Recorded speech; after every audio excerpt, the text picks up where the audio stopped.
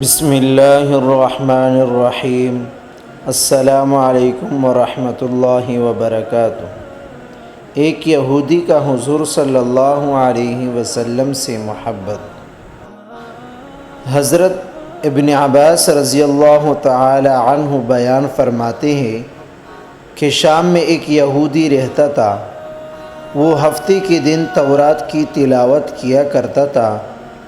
ایک دن تورات کھولی تو اس نے 4 مقامات پر حضور صلی اللہ علیہ وسلم کی تعریف و توصیف دیکھی، تو یہودی نے وہ جگہ کاٹ کر جلا دی۔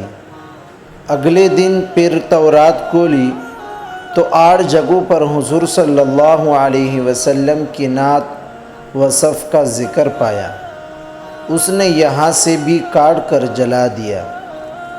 تیسرے ہفتے تورات کھولی تو یہی ذکر 12 جگہ موجود پایا۔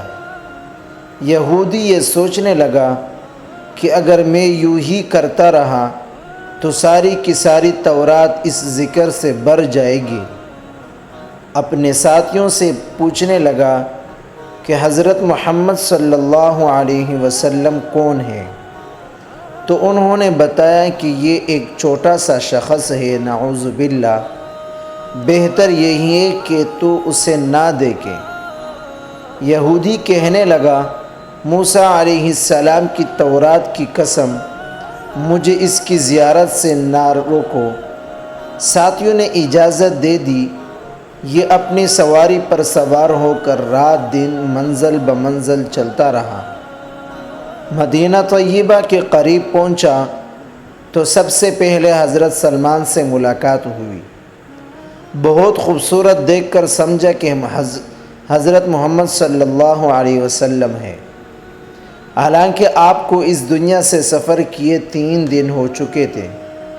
حضرت سلمان اس بات سے روئے اور کہا، میں تو اس کا خادم ہوں۔ وہ بولا، آپ صلی اللہ علیہ وسلم کہاں ہیں؟ اب سلمان سوچنے لگا، اگر وصال کی خبر سناتا ہوں تو واپس ہو جائے گا، اگر یہ کہہ دوں موجود ہے تو جھوٹ ہوگا۔ بالآخر کہنے لگا کہ میں تجھے حضور صلی اللہ علیہ وسلم کے صحابہ کے پاس لے چلتا ہوں۔ مسجد میں آئے تو سب کے سب صحابہ غم کی تصویر بنے ہوئے تھے۔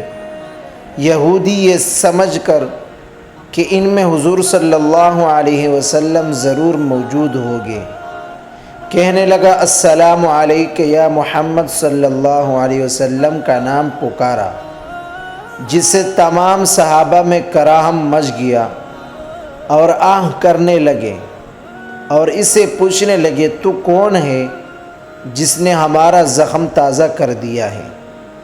کوئی اجنبی شخص معلوم ہوتا ہے، شاید تجھے معلوم نہیں کہ حضور صلی اللہ علیہ وسلم کا 3 روز پہلے وصال ہو چکا ہے۔ یہ سن کر وہ یہودی چیخنے لگا، ہائے میرا غم، ہائے میرے سفر کی ناکامی، ہائے کاش میں تورات نہ پڑھتا، اور وہ بھی پڑھی تھی تو کاش آپ کی تعریف و توصیف پر نظر نہ پڑتی، اور اگر یہ بھی ہو گیا تھا تو مجھے آپ کی زیارت نصیب ہو جاتی۔ پھر کہنے لگا، یہاں پر علی موجود ہے جو مجھے حضور صلی اللہ علیہ وسلم کی اوصاف اور حلیہ مبارک کا تعارف کروائے۔ حضرت علی رضی اللہ تعالی عنہ آگے بڑھے اور فرمایا، میرا نام علی ہے۔ وہ بولا، میں نے تیرا نام تورات میں دیکھا ہے۔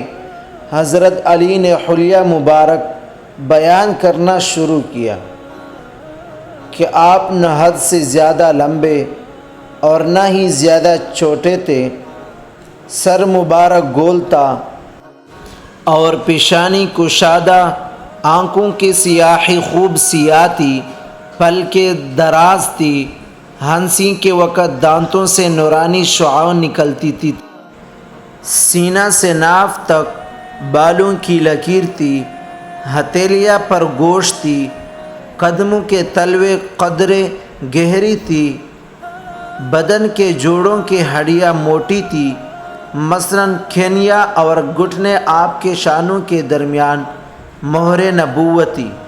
یہودی کہنے لگا، علی تو نے جو کچھ بتایا صحیح بتایا، تورات میں آپ کی تعریف و توصیف اسی طرح موجود ہے۔ حضور صلی اللہ علیہ وسلم کا کپڑا ہو تو میں اسے سونگھنا چاہتا ہوں۔ فرمایا، ہاں سلمان جاؤ فاطمہ رضی اللہ تعالی عنہا سے کہو اپنے ابا کا جبہ ذرا بھیج دو۔ سلمان دروازے پر آئے اور آواز دی، اے فخر انبیاء کے دروازے، اندر حسن و حسین رضی اللہ تعالی عنہ رو رہے تھے، لہٰذا دروازے کو کھٹکھٹانا پڑا۔ تو حضرت فاطمہ رضی اللہ تعالی عنہا کی آواز آئی، یتیموں کے دروازہ کون کھٹکھٹا رہا ہے؟ حضرت سلمان نے اپنا نام بتایا۔ علی رضی اللہ تعالی عنہ کا پیغام دیا۔ وہ روتے ہوئے بولی، میرا ابا کا جبہ کون پہنے گا؟ حضرت سلمان نے سارا قصہ سنایا۔ آپ جبہ نکال کر لے آئی جو 7 جگہ سے کھجور کے ریشہ سے سلا ہوا تھا۔ حضرت علی رضی اللہ تعالی عنہ نے اسے پکڑ کر سونگا، پھر دوسرے صحابہ اکرام نے پھر یہودی پکڑ کر سونگنے لگا اور کہتا تھا، واہ ایسی عمدہ خوشبو ہے۔ پھر قبر شریف پر حاضر ہوا، آسمان کی طرف سر اٹھا کر کہنے لگا، اے اللہ میں گواہی دیتا ہوں